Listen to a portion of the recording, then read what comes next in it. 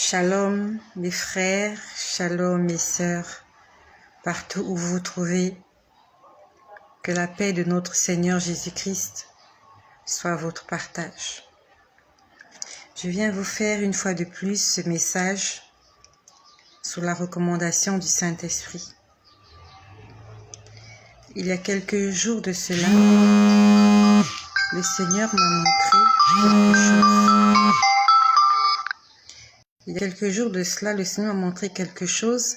Ça fait exactement... C'était la semaine dernière. Nous sommes aujourd'hui mardi le 10 août 2021. Et ce que je vais vous dire, le Seigneur me l'a montré la semaine dernière, dans la nuit. Au départ, il m'a montré une carte d'invitation. C'était une carte d'invitation à un mariage. Bonsoir à Rayon du Soleil. Que le Seigneur te fasse du bien, Rayon du Soleil. Alors, pendant que je parle à Rayon du Soleil, je ne sais pas, est-ce que nous avions un programme ensemble? Je ne sais plus. Est-ce que tu peux me le rappeler? Je sais qu'on a échangé sur WhatsApp, mais je ne me rappelle plus. Est-ce qu'on avait prévu de faire un programme ensemble? Je ne me rappelle plus. Je vais tout à l'heure consulter. Je vais consulter ma messagerie, ma boîte, pour voir si nous avions prévu de faire un programme ensemble. Je ne me rappelle plus, je ne sais plus. Voilà. Que le Seigneur te bénisse, Rayon de soleil. Donc, ce que je vais vous dire, le Seigneur me l'a montré la semaine dernière et aussi la semaine d'avant la semaine dernière. Ah, juste prier pour moi et mes enfants. Non, rien de prévu. D'accord. Ok. D'accord. Tout à l'heure, je vais aller relire nos messages parce que j'ai beaucoup de messages. Je m'embrouille un peu. Que le Seigneur m'aide. Je vais aller relire mes messages et que le Seigneur me fasse grâce. Je vais vous recontacter afin que nous puissions entrer dans un programme afin de prier pour vous et pour les enfants. Que le Seigneur me fasse grâce, que je puisse respecter cet engagement que je viens de faire et cette promesse que je viens de vous faire. Mais merci pour ces partages et ces messages. Merci. Que la gloire revienne à Jésus-Christ. C'est le Seigneur qui me montre toutes ces choses. C'est le Seigneur qui m'enseigne toutes ces choses. De moi-même, je ne sais pas le faire. De moi-même, je ne sais pas comment ça marche. Lui-même, il vient me montrer les images. Il vient me montrer les sujets d'actualité. C'est le Seigneur qui fait ces choses-là. De par moi-même, je suis incapable de vous dire quoi que ce soit. Je peux voir quelqu'un, ne rien voir dans sa vie, mais quand le Seigneur se met à me détailler, c'est le Seigneur qui me détaille sa vie. C'est pas de la magie, c'est pas de la sorcellerie, c'est pas du fétichisme. C'est un don qui m'a été donné de la part du Seigneur pour l'édification de son peuple et pour la préparation de l'épouse en cette fin des temps. Que notre Dieu soit béni en ce 10 août 2021. Soyez tous bénis là où vous êtes. Le Seigneur Jésus-Christ vous aime. Dans le livre d'Apocalypse au chapitre 1 au verset 3, il est écrit: Heureux, heureux celui qui lit, ceux qui entendent la parole de la prophétie. Heureux ceux qui gardent les choses qui sont écrites, car le temps est proche. La Bible nous dit en Apocalypse au chapitre 1 au verset 3, heureux celui qui lit. Ça veut dire qu'il faut d'abord lire. Qu'est-ce qu'il faut lire? Il faut lire la parole de Dieu.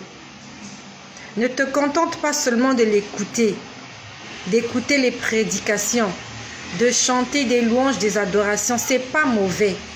Mais la Bible nous dit, heureux celui qui lit. Il faut d'abord lire. Après, il dit, ceux qui entendent les paroles de la prophétie. Tu as lu, tu as entendu les paroles de la prophétie et tu gardes ces choses dans ton cœur. Car le temps est proche. Le problème avec les chrétiens, c'est que les chrétiens n'aiment pas lire. Les chrétiens aiment entendre seulement. Les chrétiens aiment parler. Les chrétiens aiment chanter. Les chrétiens aiment danser. Ils n'aiment pas lire. Toi qui m'écoutes, la dernière fois que tu as ouvert ta Bible, c'était quand? Je sais que tu as prié ce matin. Tu as remercié le Seigneur pour la journée. Tu as chanté des louanges. Tu as adoré le Seigneur. Tu es allé sur les réseaux sociaux. Tu as entendu des prédications. Tu as fait des commentaires. Tu as fait des partages. Tu as entendu des louanges, des adorations, des musiciens chrétiens que tu aimes. Tu as liké. Tu as commenté. Tu as partagé. Est-ce que tu as lu ta Bible? Est-ce que tu as ouvert ta Bible pour lire ne fût-ce qu'un seul verset? Ne contente pas de ce que les gens te disent. Toi-même, il faut aller lire. Qu'est-ce qui est écrit dans le livre de la loi? Que dit la prophétie? Dans Josué au chapitre 1 au verset 8, il est écrit que ce livre de la loi ne s'éloigne point de toi.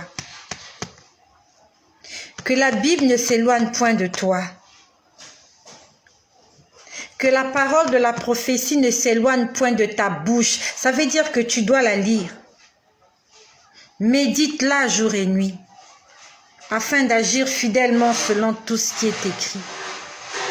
C'est ainsi que tu auras du succès dans tes entreprises. C'est ainsi que tu réussiras. C'est ainsi que tu comprendras ce que le Seigneur veut t'annoncer. C'est ainsi que tu reconnaîtras les temps que nous sommes en train de passer, les temps de la fin. Si tu ne lis pas la parole de Dieu, comment tu peux déterminer le temps qu'il fait? Il faut que nous puissions lire la parole de Dieu. Je disais qu'il y a quelque temps de cela, c'était la semaine dernière. Le Seigneur m'a montré une carte d'invitation. C'était une invitation à un mariage. Il n'y avait pas le nom de ceux qui se mariaient, ni l'adresse. C'était juste une carte d'invitation parce que j'ai vu qu'il y avait une image sur cette carte. C'était l'image d'une salle de mariage, bien décorée. Quand j'ai vu cette image, il faisait nuit, c'était dans la nuit. J'étais en prière. Je me suis dit sûrement qu'il y a quelqu'un qui va se marier et qui va m'inviter à son mariage. Et j'ai commencé à prier. J'ai continué à prier parce que j'étais déjà en prière. Et à ce moment-là, le Seigneur m'a éclairci l'image. Il m'a maintenant montré, c'était plus une carte d'invitation. Je me suis retrouvée dans cette salle. C'était une très grande salle avec une très longue table. Quand je dis longue, elle est longue, la longueur. Pas la grandeur, la longueur. Une très longue table. Et je pouvais voir qu'au fond de la salle, il y avait comme une estrade. Il y avait comme un podium qui était réservé pour les mariés. C'est comme dans les salles de mariage. Les mariés sont au fond. L'endroit est bien décoré, avec de beaux rideaux, avec de belles fleurs, avec un grand fauteuil spécial pour les mariés. Et plus bas, il y avait une table, une seule table. Elle était très longue. Ça veut dire qu'il y a beaucoup d'invités à ce mariage-là. Je n'ai pas vu les mariés. Je n'ai pas vu les invités. J'ai juste vu la longue table. Et j'ai vu l'endroit qui était préparé, là où doivent s'asseoir les mariés. Cette salle était décorée en deux couleurs. en bleu et blanc. La table était revêtue d'un tissu bleu. Bleu. J'ai une robe bleue, je vais m'en montrer. C'est bleu comme ça. La table était revêtue d'un tissu bleu. Et les couverts étaient de couleur blanche. Je voyais des assiettes blanches, toutes scintillantes. Je voyais des fourchettes, je voyais des cuillères. Cette table était très bien ornée. Là où doivent se mettre les mariés, c'était beau, c'était parfait. Quand j'ai vu cette salle, le Seigneur m'a dit, les noces de l'agneau approchent. Les noces de l'agneau approchent. Quand on parle des noces, on parle du mariage. Le mariage de l'agneau. L'agneau de Dieu, c'est Jésus. Il va se marier avec qui? Avec son épouse. Et son épouse, c'est qui? C'est l'église qu'il viendra chercher. Donc, il y aura l'épouse et il y aura aussi des invités. L'épouse s'asseyera à côté de l'époux. L'épouse s'asseyra à côté de l'agneau. L'épouse s'asseyra à côté de Jésus. Différemment des invités. Les invités ne seront pas assis à côté de l'époux. Les invités seront à table. Ils vont manger. Avant la venue de Jésus, tous ceux-là qui sont morts dans la foi, ce sont des invités aux noces de l'agneau. Abraham, ce n'est pas l'épouse du Seigneur. Abraham fera partie des invités. Et tous ceux-là qui vont rejoindre le Seigneur après la tribulation, ça sera aussi des invités. Mais ceux et celles qui seront enlevés quand Jésus viendra feront partie de l'épouse. L'épouse, c'est l'Église qui est en train de se préparer à la rencontre du Seigneur. Ça fait longtemps que le Seigneur me donne ce message. Depuis qu'il m'a converti en décembre 2017, il est en train de me dire, je reviens, j'arrive. En 2018, il m'a montré une table. Elle était aussi longue. La couleur était, le tissu qui recouvrait la table était blanc. Quand on prend la Sainte Seine, je vois aussi une longue table. Le tissu qui recouvre la table est rouge. Rouge comme du sang. Rouge vif. Comme du velours. Mais la semaine dernière, j'ai vu la salle était bleu-blanc. La couleur était bleu-blanc. Le Seigneur m'a dit, tout est prêt. Je suis en train de revenir, tout est prêt. Si le Seigneur est en train de nous interpeller, c'est parce qu'il y a beaucoup d'entre nous. Nous sommes encore dans la distraction. Nous sommes encore dans la distraction. La semaine d'avant en 8, alors que j'étais au bureau, le Seigneur m'a montré l'église. Il m'a montré l'église, mon église locale, là où je prie. Il m'a dit, regarde l'état de ton église. Je ne suis pas venue juger. Je ne suis pas venue polémiquer. Je suis venue apporter un message de salut à quelqu'un. Je n'ai pas le droit de juger. Parce que moi aussi, peut-être que je serai jugée. Je suis venue avertir mon frère. Je suis venue avertir ma sœur. Le Seigneur a dit, préparons-nous. Il m'a montré mon église. Et je pouvais voir que dans l'église, il y avait des gens qui étaient couchés sur les chaises. Dans l'église où je prie, il y a des chaises. Ces chaises sont de couleur rouge. On les appelle généralement des chaises royales. Il y avait des gens qui étaient allongés sur les chaises. Ils dormaient sur les chaises.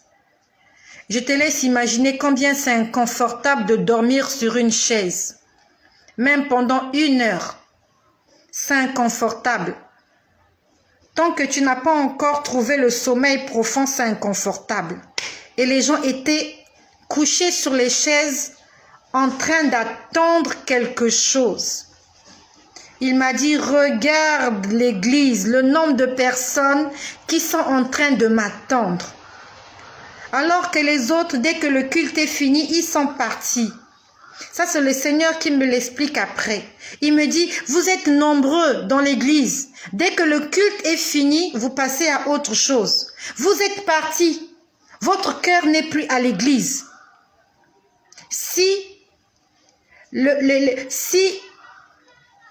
Comment je peux dire, le culte fait 2 heures. Pendant 2 heures, la personne est là, elle est concentrée. Et après le culte, elle tourne la page, elle passe à autre chose. Il m'a dit, regarde le nombre de personnes qui sont en train de m'attendre à l'église. Il n'y avait pas beaucoup de gens.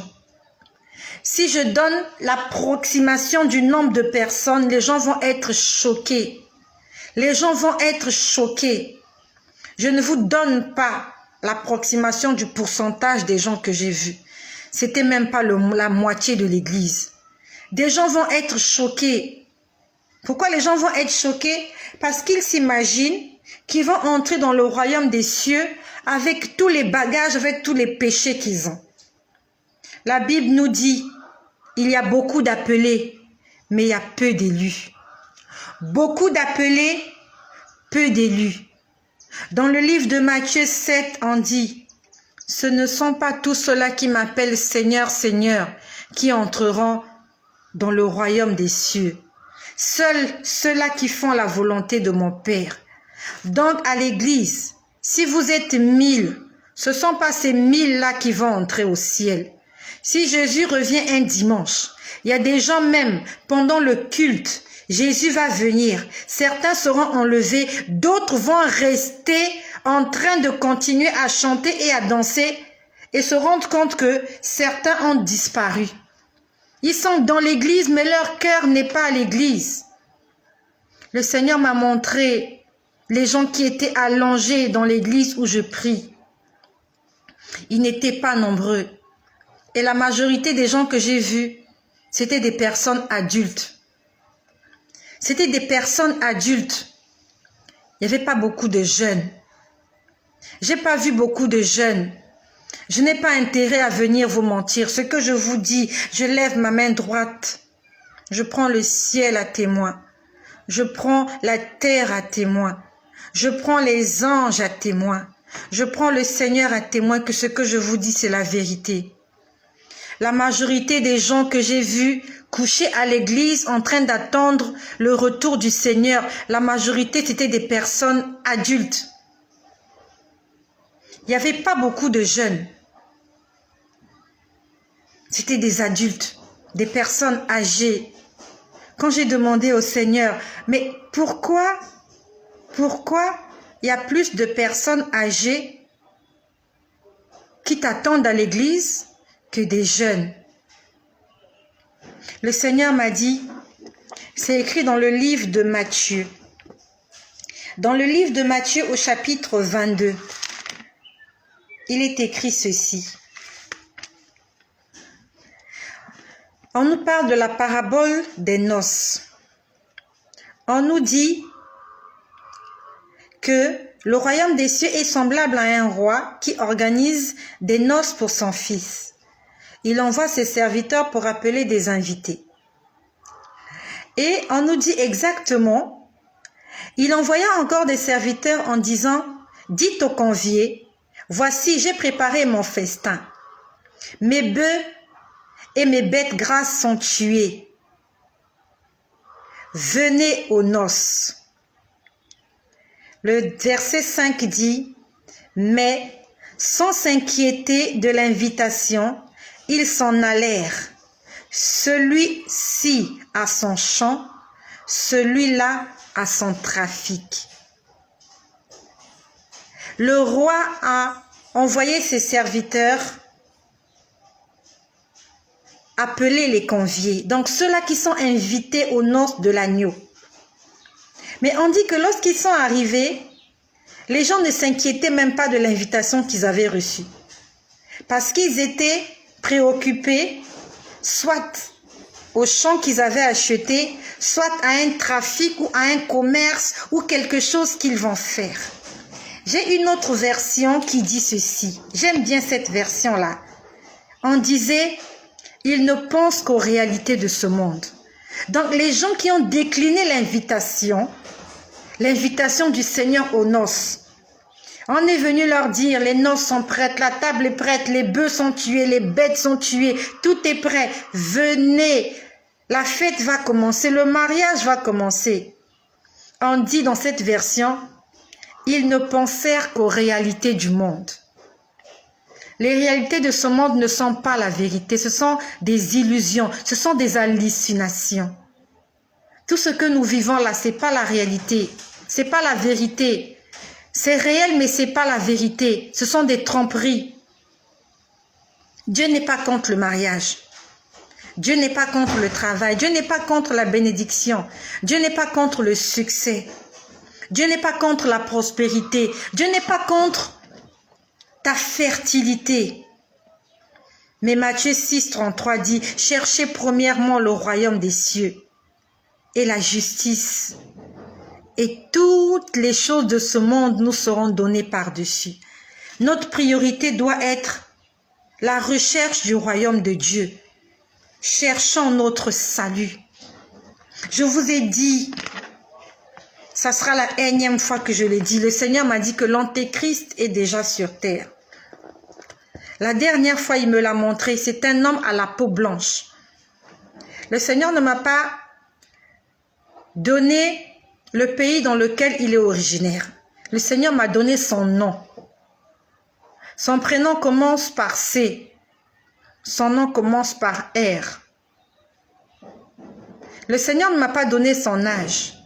Mais quand j'ai vu son visage, j'ai pu lui donner un âge. Cet homme-là a plus de 40 ans.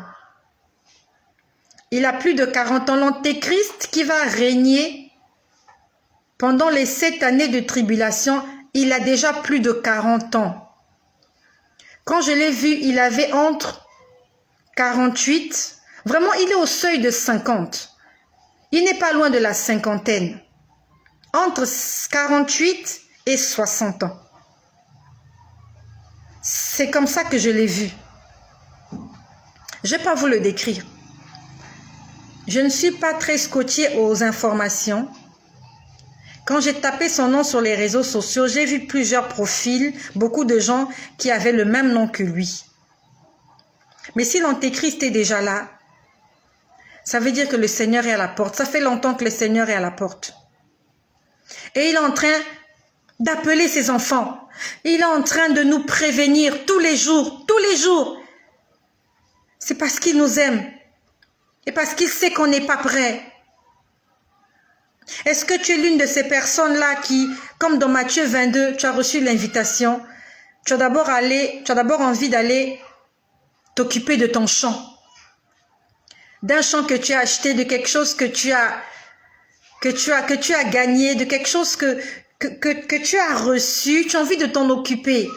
Tu veux t'occuper d'abord de ton travail, tu veux travailler. Tu veux d'abord te marier. Ta priorité, c'est tu veux d'abord te marier. D'autres, tu veux d'abord enfanter. Tu dis que le Seigneur attend que j'ai des enfants avant qu'ils ne reviennent. Ma priorité, c'est d'abord ça. Tu veux d'abord réussir. Tu veux avoir tes diplômes. Jésus n'attendra pas que tu aies tous tes diplômes avant de revenir. Il n'attendra pas. Dès que la trompette sonnera, il reviendra. Si tu n'es pas prêt, tu vas rester. Dès que l'Antéchrist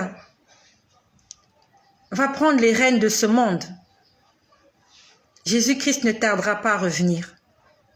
Le problème est que, est-ce que tu reconnaîtras que c'est lui l'Antéchrist?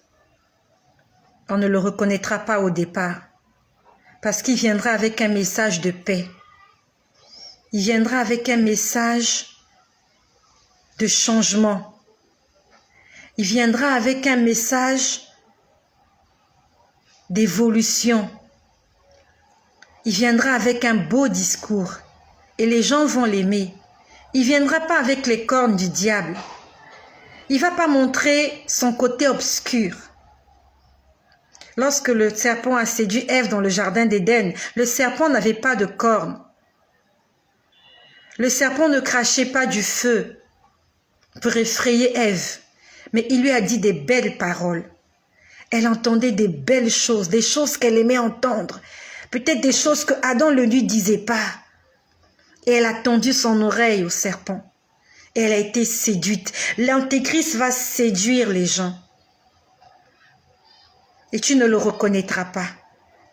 Et alors que tu vas te laisser séduire par les discours des hommes politiques, par les gouvernements de ce monde, alors tu seras subitement étonné de voir que tu as raté l'enlèvement.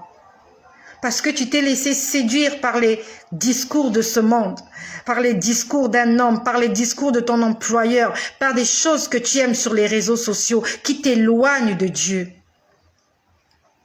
Tout à l'heure, pendant que je m'apprêtais à faire cette vidéo, le Seigneur m'a rappelé quelque chose qui m'avait montré, ça fait un moment déjà, quelque temps après ma conversion.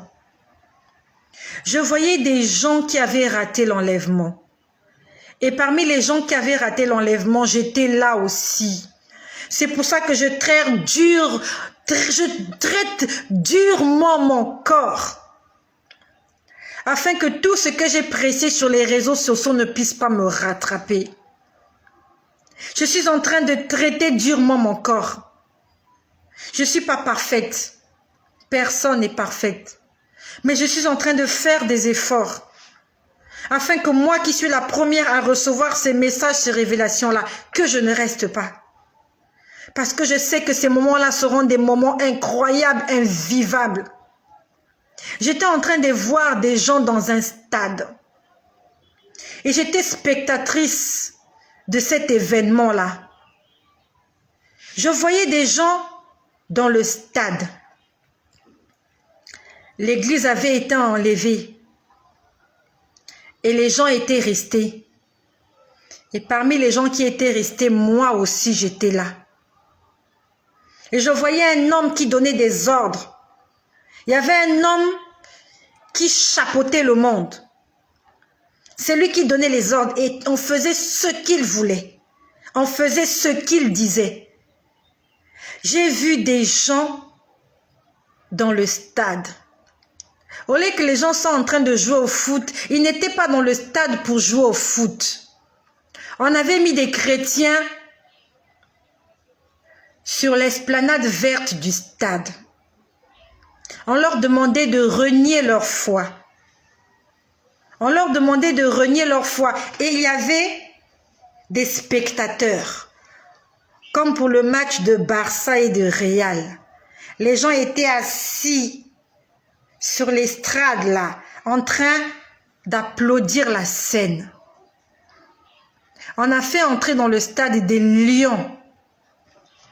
Les lions sont entrés dans le stade pour dévorer les chrétiens. Les chrétiens qui ne voulaient pas renier leur foi. Ils ont mis des lions. Il y avait des lions. Et je voyais les gens en train de crier. En train de se faire dévorer par des lions. Et moi, j'étais là comme dans l'estrade. J'étais en train de voir ça. J'étais en train de pleurer. J'étais en train de pleurer. Le Seigneur me l'a rappelé tout à l'heure. J'avais oublié cette vision qu'il m'avait montrée. J'étais en train de voir ça. Je pleurais. Et je voyais cet homme-là. Tout le monde pouvait le voir. Tout le monde le voyait. Il n'y avait que lui. Il donnait des ordres. Faites ceci, faites cela. Les chrétiens étaient dans les stades, pas pour suivre le foot, pas pour regarder le catch, pas pour assister à un match de hockey ou de je sais pas moi, ou de basketball, non. Les chrétiens étaient jetés dans les stades pour être dévorés par des lions. J'étais en train de pleurer. J'étais en train de pleurer, j'étais en train de regretter pourquoi j'ai raté l'enlèvement. Et j'étais en train de me poser la question de savoir, est-ce que je pourrais ne pas régner le Christ par rapport à ce que je vois. Je ne sais pas si tu as déjà vu quelqu'un se faire dévorer par un lion. Je ne sais pas. Moi, je n'ai vu ça que dans les films. Et même quand tu vois dans les films, c'est pas beau à voir. Déjà, le chien du voisin, là, t'effraie. Il y a plusieurs d'entre nous, quand on voit un cafard à la maison, on panique. Beaucoup de gens n'arrivent même pas à côtoyer les araignées. Une araignée, tu l'écrases avec une paire de chaussures. Mais il y a beaucoup de gens, dès qu'il y a une araignée à la maison, elle ne peut pas dormir à la maison. D'autres, même quand il y a une souris, tant qu'elle n'a pas tué la souris, elle ne peut pas dormir. Là, on ne parle pas de cafard. On ne parle pas de chien. On ne parle pas d'araignée. On ne parle pas de souris. On ne parle pas de rat. On ne parle pas de chat. On parle de lions. Des lions affamés. Aujourd'hui, le Seigneur est encore en train de nous interpeller. Il n'y a pas beaucoup de gens qui attendent le retour du Christ parce qu'ils sont préoccupés par les choses de ce monde. Le Seigneur t'envoie une invitation aujourd'hui, une énième invitation. Prépare-toi. Il faut que tu saches que tout le monde à l'église ne partira pas. Le Seigneur l'a déjà dit. Et ça sera ainsi. Mais toi et moi, nous devons tout faire. Nous devons tout faire pour ne pas rater l'enlèvement. Ça sera pas des bons moments. Ça sera horrible. Parce que le diable va se manifester en toute quiétude. Sans inquiétude. Et il va en profiter. Il va sérieusement en profiter. Aujourd'hui, il n'arrive pas à t'atteindre parce que les anges du Seigneur veillent sur toi. Aujourd'hui, il n'arrive pas à anéantir l'Église parce que le Saint-Esprit est encore là en train de se manifester. Quand le Saint-Esprit sera parti avec l'épouse, quand les anges seront partis avec l'épouse, il n'y aura plus d'anges sur la terre. Il n'y aura plus de Saint-Esprit sur la terre. Les hommes seront livrés au diable. Les hommes seront livrés à Satan. Les hommes seront sous le contrôle de l'Antéchrist, le fils du diable. Et ça va se passer très bientôt. Très bientôt. Et le Seigneur m'a dit que je serai témoin de ces choses. Que quand l'Antéchrist va se manifester, moi je serai encore sur terre. Je ne sais pas quel âge tu as. Moi j'ai dépassé la quarantaine. J'ai dépassé la quarantaine. Je n'ai pas honte de dire mon âge. Le 23 de ce mois-ci, j'aurai 43 ans. Je n'ai pas honte. Je sais que toi qui m'écoutes, tu n'as pas envie de vieillir. Mais tu ne peux pas échapper à la vieillesse. Ça va te rattraper. Tu as peut-être 20 ans, tu as 30 ans. Un jour, tu en auras 40.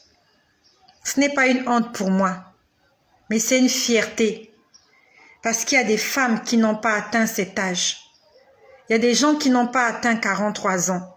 La veille de leur 43e anniversaire, ils sont morts. La veille des 40 ans, ils sont morts. La veille des 30 ans, d'autres même n'ont même pas eu leurs 10 ans. Mais moi, je suis en train de vieillir dans le Seigneur. Et le Seigneur m'a fait cette promesse, comme il avait fait à Siméon, que tu ne mourras pas sans avoir vu le Messie, l'agneau de Dieu, le témoin fidèle qui revient bientôt. Prépare-toi. La préparation se fait dans la sanctification. La préparation se fait dans l'amour du prochain. Car la Bible nous dit, recherchez la paix avec tous. Recherchez la sanctification, sans laquelle personne ne verra le Seigneur. Dieu ne viendra pas chercher des prostituées. Il ne viendra pas chercher des impudiques. Il ne viendra pas chercher des adultères, des menteurs, des voleurs. Mais il viendra chercher des hommes et des femmes qui écoutent la parole de Dieu, qui la lisent et qui la mettent en pratique. Merci de partager ce message. Merci d'envoyer un SOS à quelqu'un. Peut-être que comme toi, il ne sera pas témoin de ces choses. Peut-être qu'il va mourir avant. Il y a beaucoup de gens qui vont mourir avant le retour de Jésus. Vous avez entendu que Jacob Desvarieux est mort? Il est mort avant le retour de Jésus. Où est-ce qu'il est allé? Point d'interrogation. Il y a beaucoup de pasteurs, des hommes de Dieu qui sont en train de mourir. Ils ne seront pas témoins de ces choses. Tout le monde ne sera pas témoin de ces choses. Beaucoup de gens vont mourir avant le retour de Jésus. Mais mon souhait est que tu restes encore en vie, afin de te préparer à rencontrer ton roi. Soyez bénis chez vous. Soyez richement bénis. Obéissez à Jésus-Christ. Il est le chemin. Il est la vérité. Et il est notre gage pour la vie éternelle. Et que son nom, que seul son nom, soit glorifié.